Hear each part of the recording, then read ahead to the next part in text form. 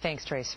Joining me now with reaction, Mark Thiessen, a Fox News contributor and former chief presidential speechwriter to President George W. Bush. Mark, thank you for being here. And so let's just go through that again. Okay, so the head of ICE, listen to what she was asked and what she said in March.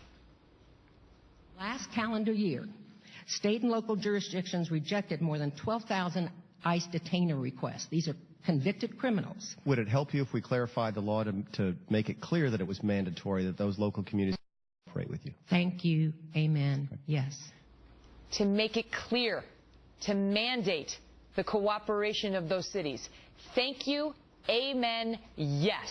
And then the next day, she comes out and says any effort at federal legislation to mandate local compliance with ICE detainers will be highly counterproductive.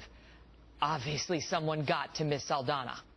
Absolutely. What happened is she was called on the carpet because the immigration groups and the ACLU went ballistic, and she was forced to recant her statement.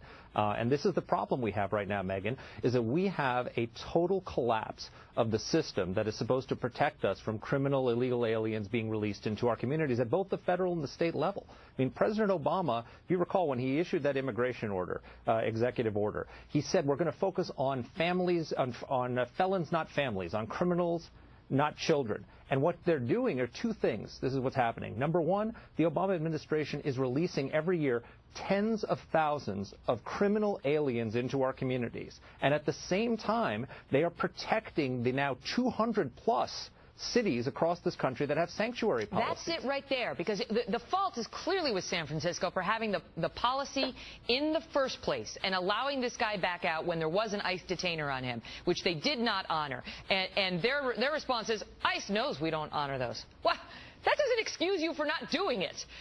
Okay, so the fault is clearly with them. But the question is, what has the Obama administration done to hold these sanctuary cities accountable?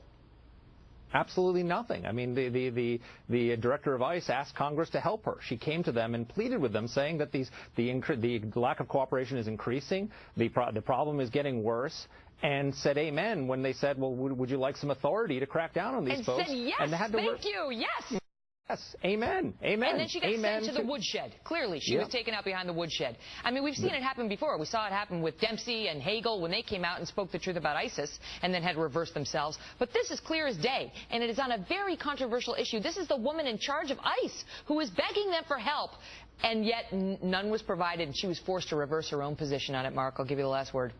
Sure, but it's also, I want to make clear, it's not just the local community's fault. The federal government is at fault, too, because, one, they're releasing all these people, and two, there was a Boston Globe investigation that found that they have released hundreds of sexual predators who are criminal aliens, and they failed to tell the local communities that they've released them or even make them register as sex offenders. So the problem is both at the federal and the local level, and it's getting worse.